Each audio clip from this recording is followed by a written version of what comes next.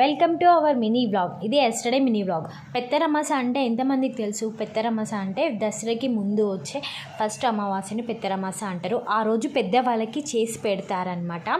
కొన్ని సైడ్స్ అయితే ఇట్లా గుడిలో కూరగాయలు బియ్యం ఇచ్చి పంతులతో పూజ చేపిస్తారు. మా సైడ్, మా మమ్మీ డాడీ వాళ్ళ సైడ్, ఇది తెలంగాణ గురించి చెప్తున్నాను నేను.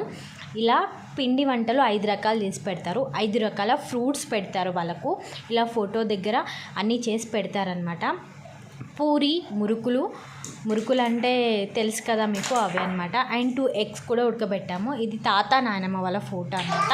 వాళ్ళకి అక్కడ చీర అండ్ బట్టలు అనమాట, అవి మనమే కట్టుకోవాలి. ఇక్కడ మా డాడీ పూజ చేసి అన్నీ పెడుతున్నాడు.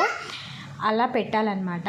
5 రకాల పండ్లు కూడా ఇష్టం ఉన్నే పెట్టవచ్చు. ఇలా మొక్కుకొని చల్లగా ఉంచండి ఇంట్లోని. పెద్దవాళ్ళ ఆశీస్సులు కంపల్సరీ ఉండాలి కాబట్టి. అండ్ మీ సైడ్ ఎలా చేస్తారో కామెంట్ చేయండి. ఆ వీడియో నచ్చితే లైక్ అండ్ సబ్స్క్రైబ్.